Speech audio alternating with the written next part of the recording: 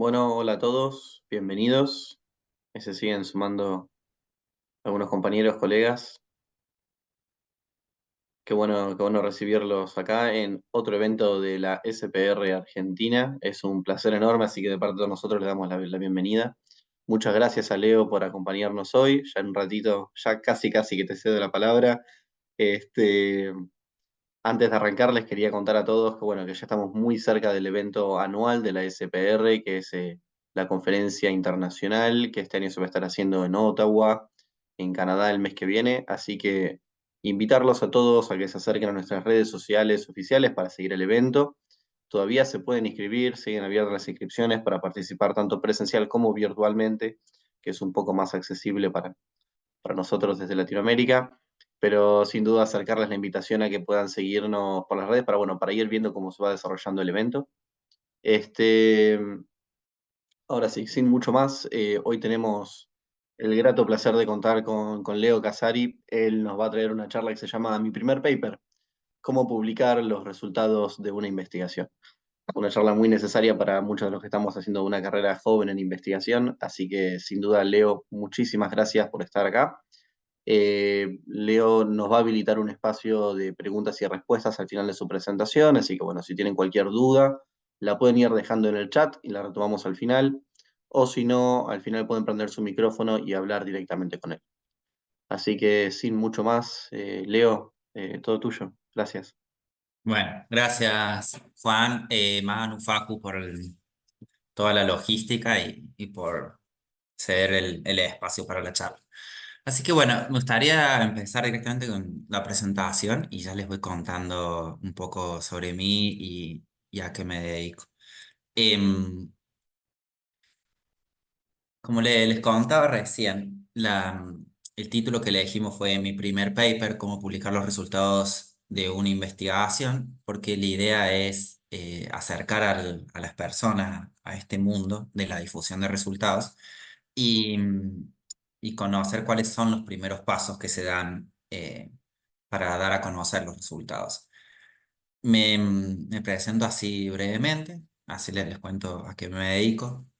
Yo soy licenciado y doctor en psicología. Las dos carreras las hice en la Universidad Nacional de San Luis y trabajo como investigador asistente en CONICET. Mi área de estudio es sobre psicoterapia infantil. Yo estudio específicamente características de los psicoterapeutas y la Alianza Terapéutica Infantil. Y también trabajo como docente de grado en la Universidad Católica Argentina, aquí en la sede que tiene de Mendoza. Y en la SPR, nuestra agrupación, em, actualmente me desempeño como el vicepresidente de la SPR Argentina. Así que bueno, vamos a tratar de que esta charla sea lo más amena posible. Cuando pensamos en el título de mi primer paper, fue básicamente por una colega que hace clínica que nos preguntaba, bueno, pero ¿cómo se dan los primeros pasos? ¿Cómo se hace una publicación? ¿Quién puede publicar? Un montón de características que nosotros no, nos hicieron pensar que quizás para muchas personas acceder a publicaciones parece algo totalmente extraño y para personas, para genios, ¿no? Y la verdad es que yo los primeros pasos que di en investigación los di aún siendo estudiante, antes de graduarme, y fue gracias a participar en proyectos y en equipos de investigación. Cuando ustedes ingresan al portal de CONICET, todas las personas que trabajamos ahí, como becarios o como investigadores, tenemos una ficha que es pública y ahí dicen nuestros datos básicos. Por ejemplo, dice, acá como pueden ver, los títulos, qué categoría tenemos en CONICET y los temas nuestros de investigación. Ven aquí que dice, por ejemplo, percepción del estilo personal del terapeuta en psicoterapeutas infantiles y su relación con la alianza. Ese es el tema actual mío. Y aquí a la izquierda pueden ver artículos, libros y capítulos de libros. Y es importante decir esto para que vean que toda la producción que hacemos en CONICET se puede acceder libremente. Quizás algunos papers están restringidos, pero se pueden solicitar por la web. Así que, Bueno, eso para ir conociéndonos. Bueno, como le decía recién Juan Cruz, yo prefiero que todas las preguntas o los intercambios los hagamos al final. Así hacemos la charla lo más amena y fluida posible. Lo primero que me gustaría enfatizarles es que publicar es un proceso. No es una cuestión que uno la hace de un día para el otro, no es algo tajante, no es mágico, lleva tiempo, se necesita colaboración, hay un montón de trabajo previo. Cuando nosotros vemos un paper, creemos que no estamos acostumbrados a pensar en la cocina del paper, en cómo se hizo y todo el tiempo que llevó. Y a veces nos preguntan, bueno, pero ¿cuánto tiempo lleva a publicar? Así que hay muchas cuestiones que tenemos que tener en cuenta antes de entrar estrictamente en el resultado, en el paper, ¿sí? Así que bueno, la idea de que publicar es un proceso, ¿ok? Y como todo proceso tiene un principio y tiene un final. Y el final es esa publicación que nosotros vemos en las revistas científicas. Vamos a tratar de responder a estas cuatro grandes preguntas en la charla. ¿Qué publicar? ¿Por qué publicar? Eh, ¿Cómo publicar? ¿Y dónde publicar? Esas van a ser las preguntas guías de la charla. Así vamos de a una. La primera pregunta es la más simple. ¿Es qué publicar? Básicamente cualquier material académico o profesional es publicable. ¿Qué significa esto? Puede ser una tesis de grado, puede ser también el trabajo que hagamos en un curso de posgrado. El otro día hablaba con unas investigadoras ahí de Mar del Plata y ellas justo me contaban que un paper que está publicado en la revista Mar del Plata era producto de un curso de posgrado. Yo también lo he hecho eso. A veces hay cursos que nos hacen hacer ensayos, monografías o trabajos breves y terminan en una publicación. Pero también es el material clínico, aquel material que es producto de la labor profesional que uno recopila en historias clínicas, etcétera, de acuerdo a qué tan sistemático haya sido durante ese proceso, será más o menos difícil hacer el recorte para publicar. Así que la pregunta de qué publicar, básicamente casi todo lo que revista categoría de material académico o profesional. ¿Por qué publicar? Hay dos grandes motivos, vamos a dividirlo. Uno más altruista, si se quiere, que es para aportar al conocimiento científico. Muchas veces nosotros, yo soy profesor de metodología y veo que hay tesis que tienen un gran potencial, tienen ideas originales muy interesantes, y la verdad que a mi modo de ver constituirían un aporte. Pero también hay que ser honesto y decir lo que lo hacemos por nuestra carrera profesional, para aportar a nuestro CV, sumarnos antecedentes. Es un lindo antecedente para tener en el currículum, decir que hemos hecho publicaciones, ya sea para ámbitos académicos o científicos, ¿sí? Y algo que mucha gente no sabe, y que está bueno aclararlo, que suele ser gratuito publicar. Y voy a usar esa palabra suele ser, porque ya vamos a ver que hay casos donde no es gratuito. Mucha gente piensa que hay que pagar para publicar y generalmente no se paga, pero hay algunas excepciones donde sí. ¿Ok? ¿Cómo publicar? Y acá empezamos en las cuestiones más técnicas. Em, Acá viene la parte difícil, porque el cómo publicar implica fundamentalmente hacer un recorte de la investigación.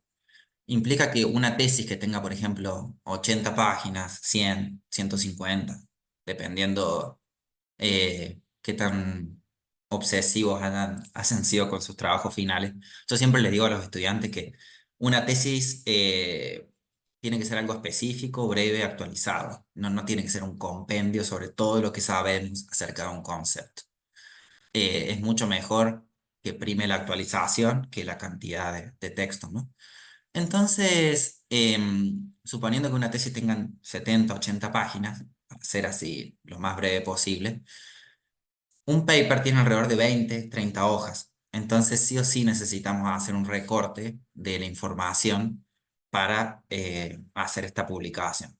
Lo que mucha gente no sabe es que de la tesis puede salir más de un artículo. No necesariamente la tesis equivale a un paper. A veces pueden salir más. Por ejemplo, si nosotros pensamos cuáles son las partes de una tesis, a la izquierda yo se los he puesto en los grandes apartados genéricos. Tenemos desde una portada, un resumen, introducción, marco teórico, objetivo, método, resultado, discusión y conclusiones y referencia. Esa misma estructura se mantiene en un artículo, excepto algunos apartados, que van a ver que necesariamente cambian por la extensión. El que no está presente es el marco teórico. Ustedes van a ver que los papers tienen una introducción de 2 o 3 hojas y ahí se condensa toda la información del estado actual del tema. Em, y en la introducción también se suelen colocar los objetivos al final de este apartado. Así que ahí tenemos un gran recorte que hacemos de la información. Si pensamos que un paper es como una tesis sin un marco teórico, ahí ya tenemos bastante páginas menos. Pero también implica más recortes que sacar el marco teórico. Implica seleccionar qué objetivos de un trabajo, ya sea de un trabajo de un curso, de un informe de investigación que hicimos en un proyecto académico, etcétera, tenemos que pensar qué queremos publicar de todo ese material. Si es un objetivo, dos, tres, ¿cuántos queremos publicar? Yo generalmente, cuando pasamos de una tesis a un paper, yo suelo publicar un objetivo, por lo menos uno por artículo, para que no sea tan extenso el material a recortar. Pero también otro recurso para no perder tanta información del marco teórico, lo que podemos hacer es un paper que sea una revisión narrativa. Las revisiones narrativas son aquellas donde damos cuenta del estado actual del tema, pero sin un método de extracción de información. Son aquellas que se hacen, digamos, las suelen hacer especialistas sobre un tema, pero a veces ocurre que el marco teórico tiene tal valor de actualización bibliográfica que uno podría decir, sería interesante que quede como una revisión narrativa por el rastreo que se ha hecho. ¿Qué son esto de revisión narrativa o papers primarios puros? Yo acá les presento una clasificación para que nos orientemos un poco en, en el mundo de las publicaciones posibles. Es una clasificación que la vengo trabajando yo, así que por eso dice ahí abajo mi apellido y dice en prensa. Em, Básicamente los papers los podemos dividir en dos grandes grupos, sistemáticos y teóricos. Los que vamos a llamar sistemáticos son los que tienen un método. Y ven ahí que dice primarios o secundarios. Eso depende si la recolección de datos es directa o secundarios son aquellas revisiones sistemáticas o metaanálisis. Pero en el otro gran grupo, que llamamos artículos teóricos, se incluyen revisiones narrativas, entre otros tipos de papers, porque no presentan un método de extracción de información como se hacen en las revisiones sistemáticas. Es decir, para decírselo de una manera mucho más simple, lo que hacemos nosotros en el marco teórico, cuando escribimos el marco teórico de un proyecto o de una tesis, es una especie de revisión narrativa. ¿Ok? Dicho así a grandes rasgos, porque no estamos dando cuenta de cómo obtuvimos toda la información del marco teórico. Simplemente hacemos un recorte y lo escribimos. ¿Sí? Acá yo les quiero mostrar dos ejemplos para que vean que es posible. El primero, que se llama la evaluación de la autorregulación emocional infantil, fue una revisión narrativa, un paper escrito en ese formato y publicado en una revista en la Acta Psiquiátrica y Psicológica de América Latina. Ese fue producto de una tesis que trabajamos en la Universidad de Mendoza.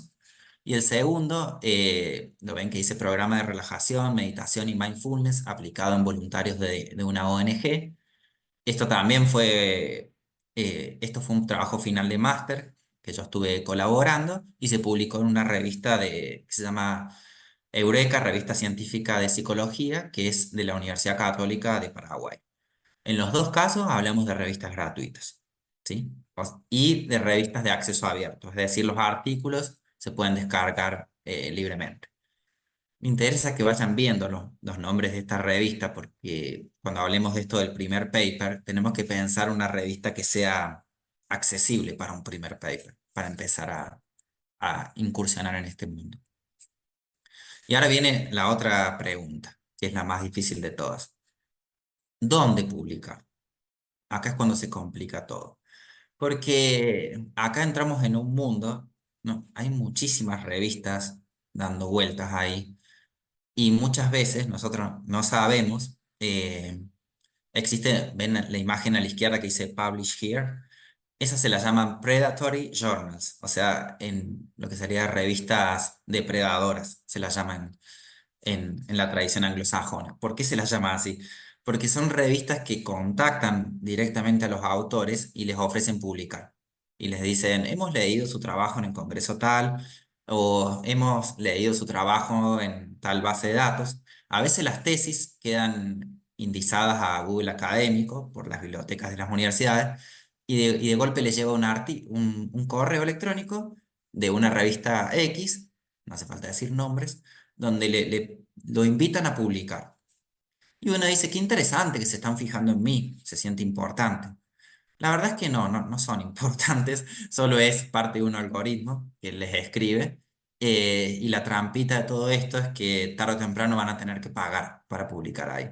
Entonces, esas son las llamadas predatory journals. Y por otro lado, ven la imagen de la derecha, hay un dicho muy común en la tradición de la investigación que se llama publish or perish. Y es algo bastante negativo ese dicho porque habla del estrés al que están sometidos las personas que se dedican a investigación, donde no es simplemente publicar o perecer, sino que empieza a complicarse, sobre todo, bueno, las personas que trabajan en Europa, en Norteamérica, porque son los profesores universitarios, tienen que publicar en revistas de alto impacto. Ahora les voy a contar qué es esto del alto impacto para ascender en los puestos en la carrera docente. Entonces ven ahí que dice, no es simplemente publicar o perecer, sino que se empieza a volver una exigencia bastante fuerte de publicar en revistas reconocidas y prestigiosas, ¿sí? ¿Cómo se clasifican las revistas? A grandes rasgos, tenemos mediciones que son como objetivas, que es un concepto, es una métrica llamada el factor de impacto. ¿Qué es el factor de impacto? Tiene que ver con cuántas veces son citados los artículos de una revista científica en ciertas bases de datos. Una de los rankings más conocidos es el ranking CIMAGO, que es público, yo ahora les voy a mostrar una imagen, y lo que hace es dividir a las revistas en función de cuántas veces son citadas. Las divide en cuartiles, Q1, Q2, Q3, Q4. Las Q1 son el 25% de las revistas más citadas en un área. Ahora se los voy a mostrar para que vean cuáles son las de psicología. Y por otro lado, tenemos una clasificación que es temática, o sea, esto no depende de rankings objetivos, sino simplemente tenemos revistas genéricas, como las que les mostraba recién, Eureka o el Acta. Eureka sería una revista general, publica artículos de cualquier temática. Pero después tenemos otro tipo de revistas como el Acta Psiquiátrica y Psicológica de América Latina. Ustedes ven ese título, Acta Psiquiátrica y Psicológica de América Latina, y ya les da a pensar de que las publicaciones que van a recibir son de corte clínico, es decir, o psicológico o psiquiátrico, pero ya orientado hacia ese gran tema, ¿sí? Em, este es el famoso ranking CIMAGO, que es abierto. Ustedes si ponen CIMAGO Journal Ranking, los lleva a la página y ahí pueden ver las revistas. Si uno hace clic acá y pone psicología, les muestra cuáles son las revistas más citadas de psicología a nivel mundial. Ven acá que dice Q1, es porque son el 25% de las más citadas. Entonces, por ejemplo, el Annual Review of Psychology, la que vemos en segundo lugar, una revista con el factor de impacto más alto en la disciplina, y generalmente son de habla inglesa, las revistas de mayor impacto, ¿sí? También lo podemos desglosar en disciplinas y ven que dice Psychology, Clinical Psychology, eso significa revistas de psicología clínica. Y ahí tenemos el Annual Review of Clinical Psychology como la revista más citada en el año 2023. Estos rankings se actualizan año a año, ¿sí? También evalúan instituciones, el ranking CIMAGO, y así fue que CONICET hace varios años, que lidera como la institución que más impacto social tiene en este tipo de ranking. Instituciones gubernamentales, ¿sí? Y después, ¿qué pasa en Latinoamérica? Porque ustedes dirán, bueno, obviamente que si vamos a hablar del primer paper, la idea no es publicar en una revista estadounidense que sea Q1, es empezar por revistas accesibles, o sea, que no sean tan exigentes en las condiciones que les piden a los autores. En Latinoamérica tenemos revistas que van desde el segundo cuartil hasta el cuarto. Eh, por ejemplo, tenemos una revista Q2 que es brasilera y después tenemos revistas Q3 y Q4. La que vende en segundo lugar, la revista latinoamericana de psicología, es muy buena y tiene gran visibilidad en la comunidad científica. Y prestenle atención a ese simbolito que tiene al lado del nombre, que es un candado abierto. Ese símbolo representa lo que se conoce como Open Access, es decir, revistas que cualquier persona puede descargar los papers. ¿Qué significa esto? Para desglosarlo. Acá entramos al portal de la revista para que vean, la conozcan. Es editada por la Universidad Konrad Lorenz de Colombia. Y fíjense que acá les explica brevemente. Dice que recibe artículos que correspondan a las siguientes categorías: artículos originales de diversos campos de la psicología o revisiones sistemáticas de tipo cualitativo o cuantitativo. ¿Sí? Básicamente vieron que les decía recién hay revistas generales y específicas. Esta es una revista general, no es específica de ningún área. Pero miren lo que dice ahí abajo. Dice, antes de realizar su envío, tenga en cuenta que si el artículo es aceptado para publicación, se generará un cobro de $300.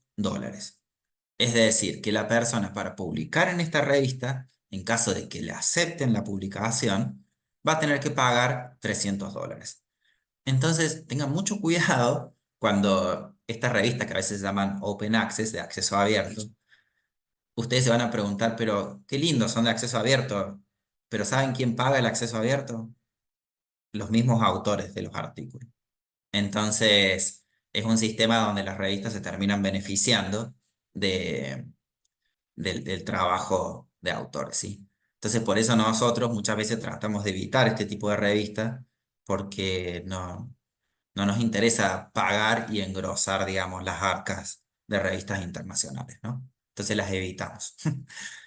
Y por otro lado, tenemos una jerarquía local que ha hecho CONICET en el año 2014, que todavía está vigente. Yo no sé cuánto tiempo más, pero aún persiste. Se llama las bases para la categorización de publicaciones periódicas en ciencias sociales y humanidades. O sea, todas las disciplinas comprendidas en sociales y humanidades son evaluadas con estos criterios. Son criterios que han definido, y las rankean en tres categorías: grupo uno, grupo 2 y grupo 3. Entonces, por ejemplo, en el grupo uno está incluida Scopus. Scopus es la base de datos en base a la cual se construye el índice de Simago. Entonces, cualquier revista que esté en ranking Simago va a ser grupo uno en la clasificación local del CONICET. Sea Q1, Q2, Q3 o Q4, va a ser grupo uno para CONICET. Es decir, que es un ranking mucho más laxo a la hora de ponderar revistas. Y después tenemos otro tipo de bases de datos que están presentes, como por ejemplo el catálogo de Latindex, o no sé, Redalic, Dialnet, bueno, un montón de bases de datos más que están comprendidas en estos tres grupos. La pregunta que nos haríamos es, ¿por qué nos guiamos entonces? ¿Por el factor de impacto, que son rankings internacionales, o por los rankings locales, como este del CONICET? Y la verdad que este tipo de ranking es mucho más amigable cuando hablamos de un primer paper. ¿Ok? O sea, si nosotros pensamos en que no tenemos experiencia de investigación y queremos incursionar en este mundo, nos conviene elegir revistas basándonos en este tipo de ranking que son más accesibles, ¿sí? Entonces, ¿dónde buscamos las revistas para publicar? Tenemos grandes opciones. En el mismo portal de Simago, nosotros podemos buscar revistas y ahí las vemos de acuerdo a su jerarquía. Otra opción que tenemos, más accesible, es entrar a bases de datos como Cielo o el catálogo de Latindex y que tienen opciones para buscar revistas. En esos casos, es muy importante, como son rankings estáticos, los que están en las bases de datos, eh, que veamos si la revista tiene continuidad o no. Porque hay revistas que se han discontinuado con el paso del tiempo y ya no están publicando nuevos papers. Entonces siempre veamos que tengan números del año anterior, por ejemplo, o este año, ¿sí? Cuando vemos una revista cuyo último número es del año 2022 o 2021 más atrás, ustedes tengan la sospecha de que puede ser una revista que se haya discontinuado, ya no está publicando más. Y hay otro tip que les digo que es muy interesante para que lo piensen, que se fijen en las referencias de su propia investigación. A veces cuando hacemos una tesis, un proyecto, lo que sea, citamos fuentes, y si no han citado nada está muy mal, digamos. Y fíjense las referencias. Y ahí busquen a qué revistas han consultado ustedes. Ese es otro recurso que está bueno para pensarlo, porque puede que se hayan topado con una revista específica de su área. Por ejemplo, yo cito muchas revistas de psicología clínica, entonces las conozco porque veo los artículos directamente, ¿sí? Así que cualquiera de estas opciones es válida. Entonces, para ir redondeando, ¿cuáles son los primeros pasos? Primero tenemos una investigación original. Yo siempre digo, vieron como eh, esa frase con la que inicia en la Biblia que dice al principio era la luz. Bueno, al principio era una investigación. O sea, no podemos publicar nada si no tenemos una investigación cruda que pueda ser publicable, ¿sí? O sea, primero necesitamos un trabajo, algo que se pueda difundir, ya sea una tesis, un trabajo de un curso de posgrado, una historia clínica, lo que sea, pero necesitamos material que se pueda publicar. Segundo momento, vamos a elegir qué parte de esa investigación queremos publicar. Y el qué parte depende de qué objetivo queremos publicar o si queremos publicar una parte del marco teórico, como ya les mostré recién en una revisión narrativa. Tercero, vemos una revista que sea acorde a nuestra temática. O sea, si nuestro artículo es de una historia clínica, por ejemplo, estaría bueno que pensemos en una revista afín, o sea, una revista de psicología clínica o psicoterapia, porque suelen tener más interés en ese tipo de artículos, ¿sí? Y por último, chequeamos que sea gratis publicar ahí. No vaya a ser, a mí una vez nos pasó, yo siendo coautor, que una revista nos hizo una evaluación muy laxa, muy tranqui, y después nos enteramos que había que había que pagar $500. Entonces, tengan en cuenta esas cosas. A veces las revistas que les cobran suelen ser muy accesibles en la evaluación porque necesitan artículos para que se publiquen ahí. Entonces, chequeen en las normas si es gratis o no, ¿sí? Si no es gratuito, lo va a decir. Si no dice nada, ustedes entiendan que es gratis. Por ejemplo, miren esta revista. Yo siempre se las muestro porque es una linda revista para el primer paper. Se llama Investigaciones en Psicología, es de la Facultad de Psicología de la Universidad de Buenos Aires y acepta básicamente cualquier tipo de estudio, ya sea de cualquier enfoque teórico. Tiene una tasa de discriminación muy baja en cuanto a temáticas, ¿sí? Y miren lo que dice ahí. Les dice que tiene que ser en español, en inglés o portugués y les empieza a poner las especificaciones del paper. Máximo de 30 páginas en letra Arial 12. Y entonces cuando les dice Arial 12, 30 páginas y que esto va a incluir gráficos, tablas y referencias, ahí ya más o menos se están dando cuenta de la extensión que tiene que tener el paper y cuánto van a tener que recortar o no para hacerlo, ¿sí? Dice que acá les pone la estructura, ven que dice introducción, método, resultado, discusión y referencias. Em, y que en la primera hoja lo que se suele poner en un paper es el título, el nombre del autor y la afiliación institucional, ¿sí? O sea, es decir, los datos de identificación. Esa suele ser como una estructura muy genérica. Hasta ahí vamos. ¿Cuál es el segundo paso? Una vez que armamos el artículo, nosotros elegimos una revista y empezamos a armar el artículo, siguiendo las normas de publicación. Por ejemplo, decimos, bueno, tiene que tener letra, Arial 12, interlineado 1,5, 2, lo que sea, tipo de margen. Le empezamos a dar el formato en Word, ¿sí? Otro consejito que yo les doy es que traten de citar papers de esa revista, porque hay algunas revistas que son bastante endogámicas, entonces les dicen que citen papers propios. Ustedes se fijan en los últimos números y ven si hay algún artículo que ahí les pueda servir. Eso es interesante que lo hagan porque se lo suelen pedir. Otra cosa, chequen que tenga publicaciones recientes. No vaya a ser cosa que la revista se haya discontinuado hace 2 años y están enviando un paper a una revista que no va a publicar nada.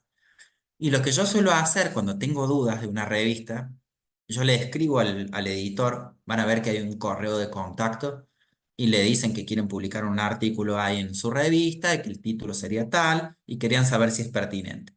Cuando ustedes escriben y hacen contacto, ahí ya se van dando cuenta si es una revista que responde o no. Hay personas que la han pasado mal, hay personas que han tenido papers en evaluación durante 1 año o más, y eso no está bueno porque a nosotros nos hace perder tiempo, ¿sí? Entonces, si el editor les contesta rápido, ya les da la pauta de que es una revista seria, ordenada, y bueno, y ahí de paso le preguntan qué plazo manejan para la evaluación de los papers. Si les dice que el paper demora entre 6 meses y 1 año, ni lo piensen porque es muchísimo eso. La idea es que sean plazos cortos. 6 meses ya es muchísimo para evaluar un artículo. Miren, yo soy evaluador de papers, a veces de revista, y a nosotros nos dan 2 semanas para evaluarlo. Entonces, que se tarden 6 meses en evaluar un paper, no tiene razón de ser. Así que esos son los pasitos posteriores. Para cerrar, la pregunta no es si es publicable o no nuestro trabajo. Yo siempre que se hacen esa pregunta, yo les digo que se están equivocando de pregunta. La verdadera pregunta es cómo y dónde es publicable su trabajo, ¿sí? Ven ahí arriba a la derecha, eso yo siempre lo pongo porque me hace acordar es de la serie Dark, cuando se están preguntando, no lo voy a pronunciar porque está en alemán, pero el recorte, el artículo del diario decía, ¿dónde está Michael? Que era el protagonista, y él lo borra y pone, ¿cuándo está Michael? Porque bueno, la serie trata sobre viajes en el tiempo. Así que esa es la verdadera pregunta que quiero que reflexionen. ¿Cómo y dónde lo podemos publicar? Porque básicamente cualquier material, como les dije al principio, académico o profesional, es publicable. Solo tenemos que ver cómo y dónde. Así que bueno, para los que no conocen, no han visto la serie, no son fans, no es el mismo personaje, ¿ok? Pero el meme es gracioso, para que lo tengan en cuenta. Bueno, gracias, Juan.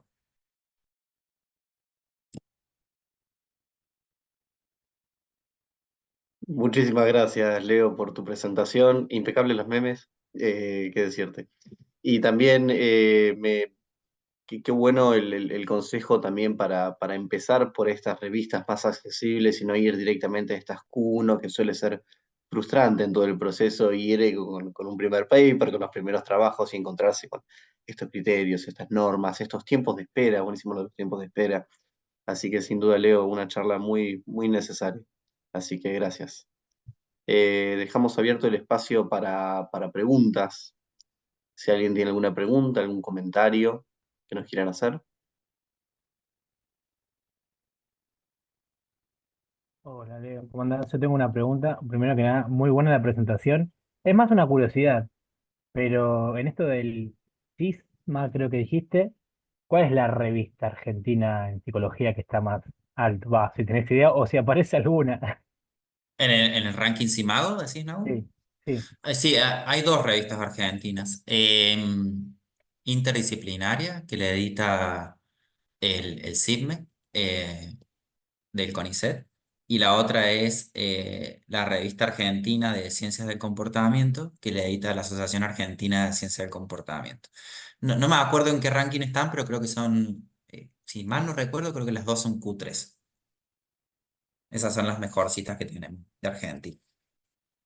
Leo, te quería hacer una consulta también por el tema de las Open Access. Me resulta polémico, cuanto menos. Uno tiene el preconcepto, no sé si qué tan errado sea, de que son los trabajos más citados los que están en Open Access. ¿Eso verdaderamente es así? O sea, a nivel internacional, mm, no es así. Porque, eh, lo- de hecho, nosotros lo vemos y las revistas, digamos, las que son Q1, no son Open Access generalmente. Entonces, a nivel internacional, no. Sin embargo, lo que suele ocurrir es que por ahí en Latinoamérica sí son papers bastante citados, digamos, porque, por ejemplo, no sé, cuando se hacen tesis de grado que se publican en las bibliotecas, se recurre mucho a revistas que son open access y entonces ahí en esos casos sí, pero es algo muy regional esto que te digo. Generalmente no es así, no es que por ser open access la gente lo cita más, porque también los investigadores de esas universidades tienen acceso a esos papers sin necesidad de pagar, digamos, ¿no? Porque su universidad financia, digamos, la suscripción a la revista.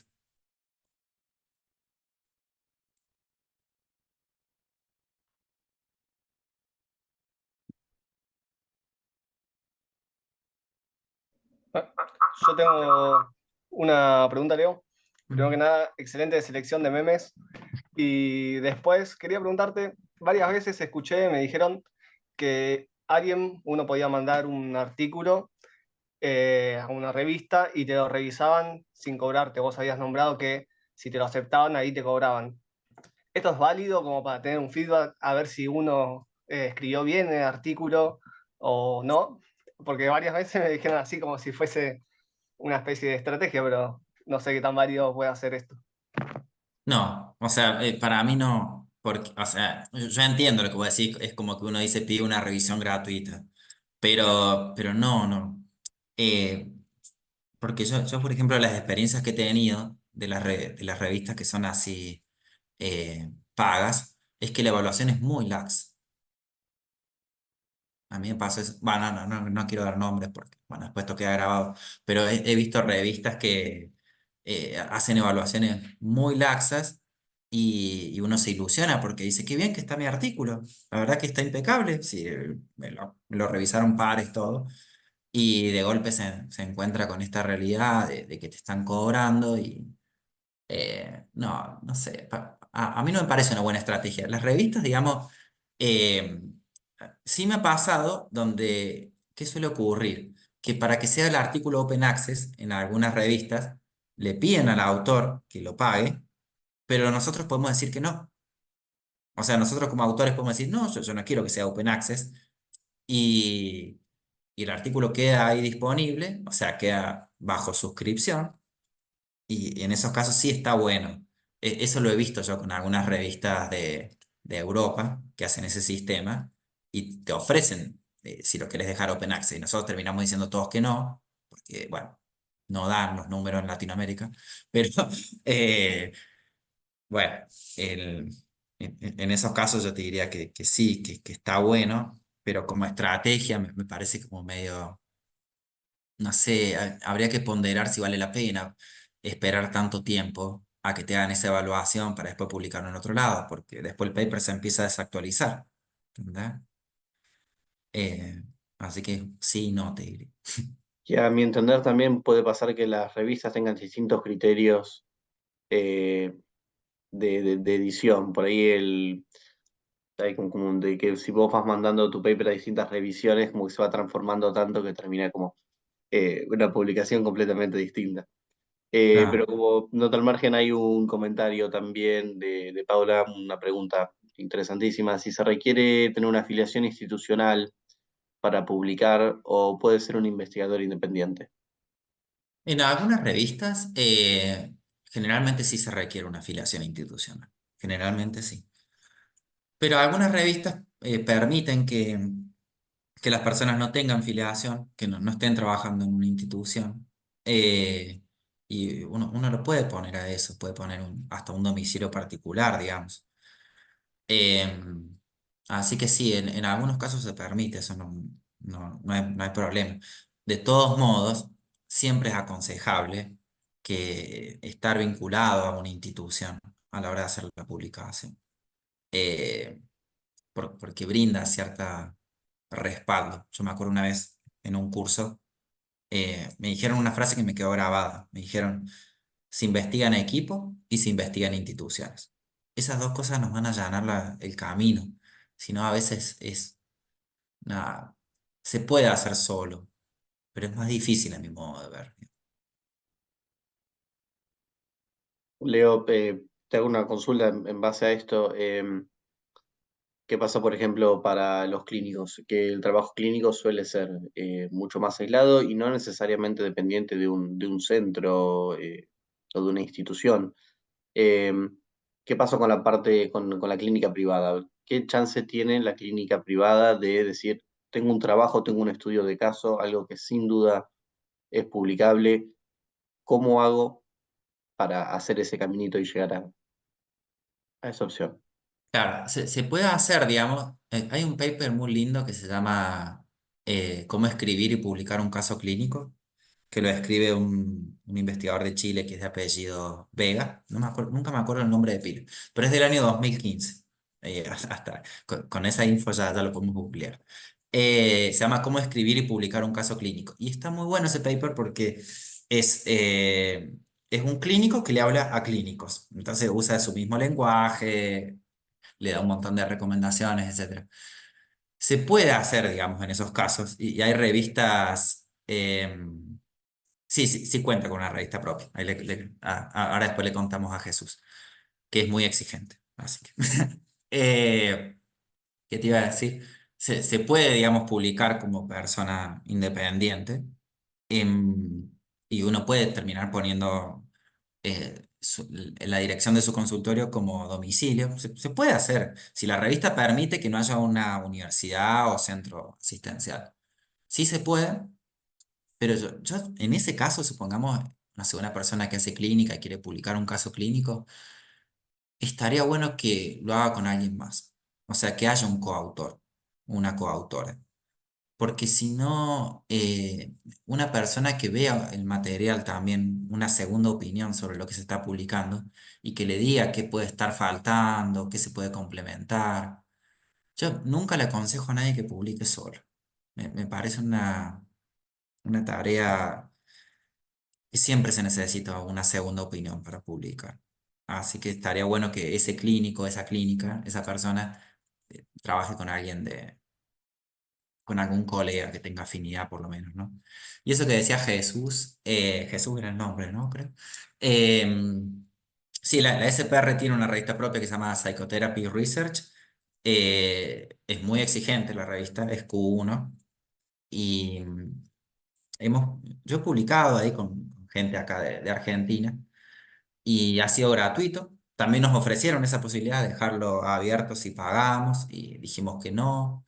Eh, y es una revista muy buena. Yo siempre cuento porque en la revista Psychotherapy Research eh, yo recibí el mejor rechazo de toda mi vida. Una vez me rechazaron un paper y me lo rechazaron con tanta altura, fueron tan cálidos para rechazarlo, me hicieron una devolución muy linda. Hay gente que hace devoluciones muy malas, o sea, hay gente que no está entrenada para estas cosas. Y se lo tomaron con tanta seriedad que yo hasta el día de hoy le agradezco porque realmente hicieron un aporte constructivo. Y a mí me parece una de las mejores revistas, Psychotherapy Research. No es porque seamos de SPR, pero me parece que trabaja muy bien, es muy seria, los plazos son accesibles. Y yo, ¿por qué? Digo, a mí me interesa más que si el artículo lo van a rechazar, que lo rechacen en un mes. Porque lo peor que nos pueden hacer a los que nos dedicamos a investigación es hacernos perder tiempo. Tener un artículo un año varado sin respuesta, no es serio, digamos. Eh, Así que sí, sí cuenta con una. Y es muy buena la revista de la SPR.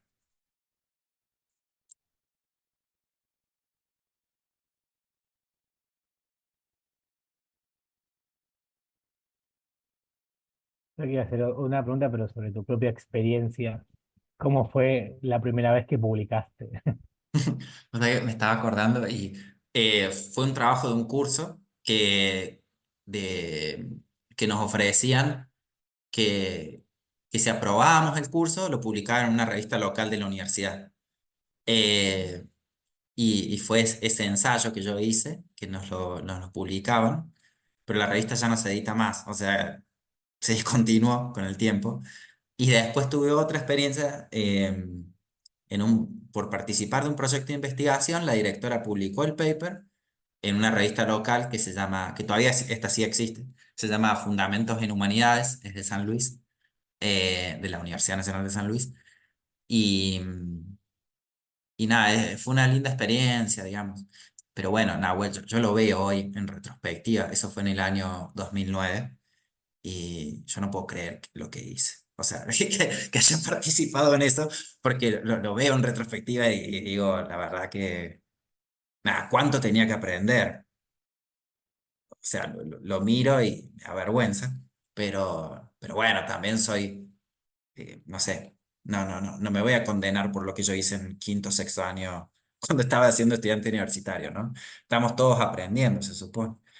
Eh, Una vez en un curso de metodología me dijeron otra frase que me quedó grabada, que decía, cuanto más sabemos de metodología, tenemos cada vez menos percepción de autoeficacia.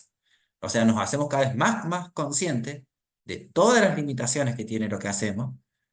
Y bueno, y hay que tener como un sano equilibrio entre la autocrítica y la baja autoestima, ¿no? Porque si no, no vamos a querer publicar nada si nos metemos en ese espiral.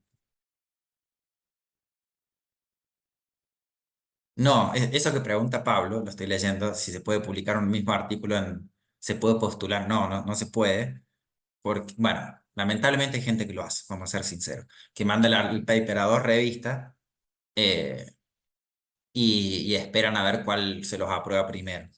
No está bueno hacer eso porque, eh, nada, o sea, va a implicar bajar un paper de otra revista y no está bueno, o sea, queda un poco, no queda como algo serio, digamos, hacer eso.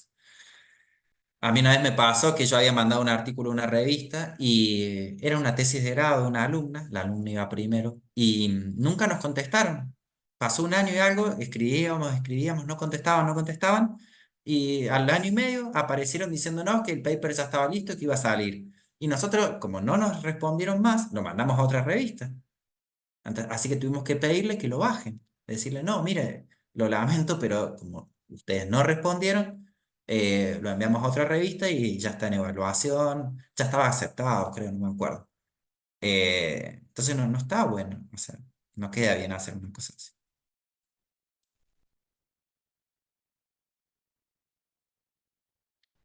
A ver, o la puedes leer vos, Juan, porque no alcanzo, no quiero venir. ¿Qué opinión dice? Sí, Leo, por supuesto. Jesús nos pregunta, ¿qué opinión te merecen las publicaciones de artículos breves en libros de congresos? ¿Qué aporte pueden sumar? Es un aporte, obviamente. Pero mi consejo es que si pueden evitarlo, evítenlo, porque ¿qué pasa con eso? Que después uno no puede tener el mismo paper en dos lugares. O sea, mira, a mí una vez me dijeron algo muy sabio. Me dijeron, si tiene potencial la investigación, siempre trata de que sea un artículo. La idea es que lo que quede en los congresos, que sea resultados preliminares, que sea un borrador de la investigación, una etapa germinal, pero siempre lo más contundente, lo más provechoso que sea, que termine en un artículo de revista, porque lo va a leer más gente. O sea, por ese motivo nada más. Los papers en las revistas quedan en la web y a partir de ahí vaya a saber dónde terminan. En cambio, las actas de congresos quedan ahí. Muchas veces no se difunden más allá de eso. Entonces, mi consejo es que lo que se va a publicar en un congreso siempre sea o algo preliminar o no sé, algo que no le ven potencial como artículo de revista, ¿sí? Aunque yo siempre dudo si tiene potencial o no. Yo siempre digo, a mí me gustan los casos difíciles. Entonces nada, yo prefiero no hacer. Si fuera ustedes, yo no lo haría. Y porque a la vez ir a un congreso hay que pagar, digamos, también, ¿no? Entonces, teniendo la posibilidad de pagar o no pagar, digamos. He visto congresos que hasta te cobran para que te lo incluyan en los libros. No sé, a mí no me parece. Y, bueno, no quiero dar nombres, pero hasta te cobraban para evaluártelo. Yo digo, bueno, ya, bueno, mejor, no digo más porque queda grabado.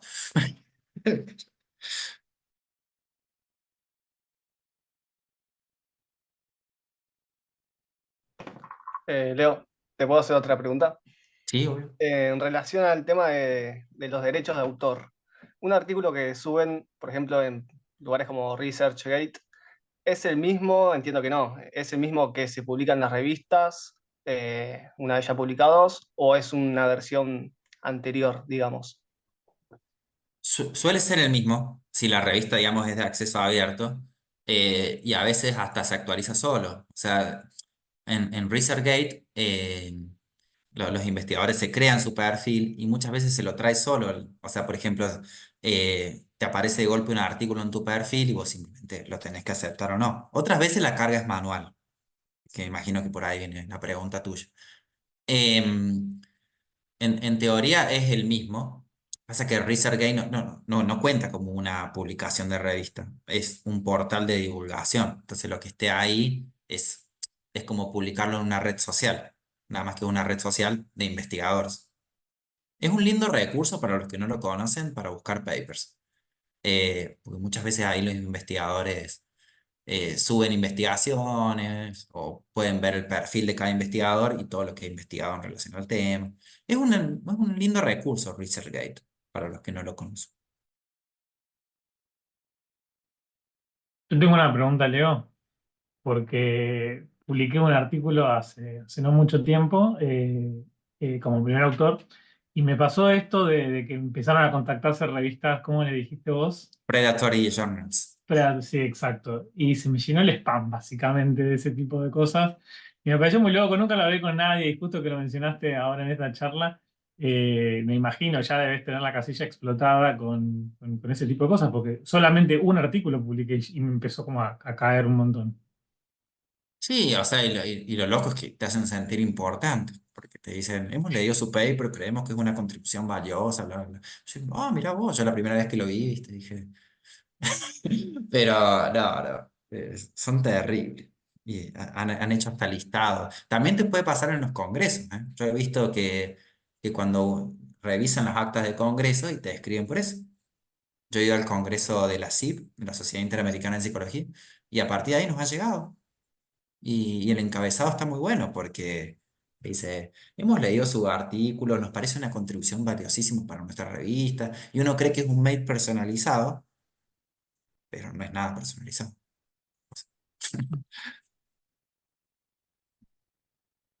Aparte con lo difícil que es publicar, es raro que sea tan sencillo de golpe, ¿no? Eh.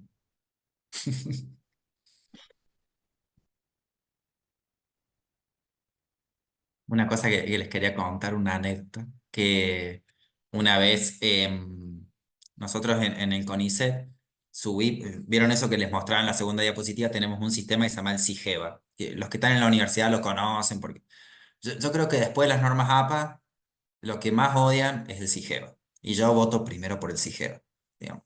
Las normas APA las tratan mal, gratis. El CIGEVA es terrible. Para los que trabajan en universidades lo conocen y saben lo tedioso que es eso. Y una vez subí un artículo que hicimos con una alumna que lo publicamos en una revista de San Luis que se llama Diálogos.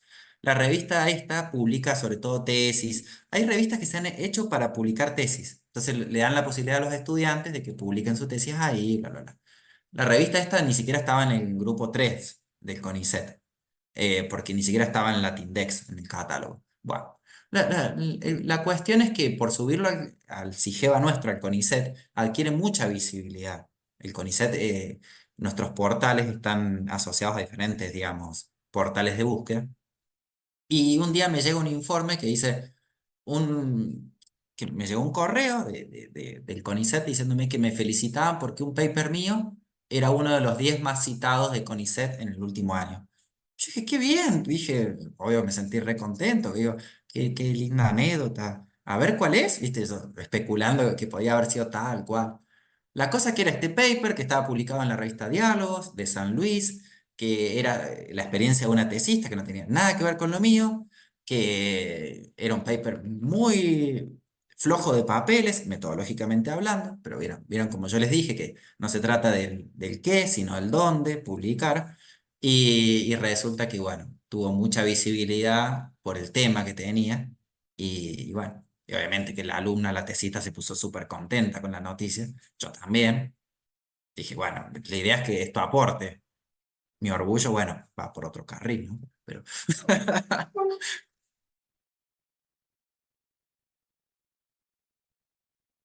Bueno, Leo, ya casi que estamos sobre la hora, así que me queda agradecerte una vez más por tu experiencia personal, por tus historias, por el tiempo que nos dedicaste, que la verdad es clarísimo.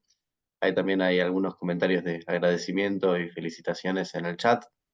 Y antes de cerrar, aprovechar también para, bueno, retomar esto que decías en un momento, de lo importante que era investigar en equipo.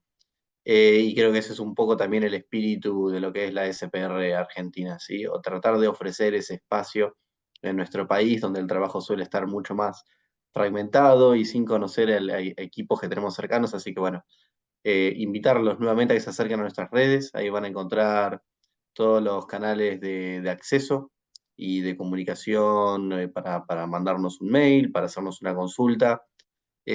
Van a encontrar también la grabación de eventos anteriores y de los eventos que vengan, incluyendo la conferencia anual de la SPR que va a ser en Ottawa. Así que los invito a todos a acercarse y nos vemos en el próximo webinar. Muchísimas gracias, Leo, y a todos por sus preguntas. Chao, chao. no, muchas gracias. Muchas gracias. Adiós.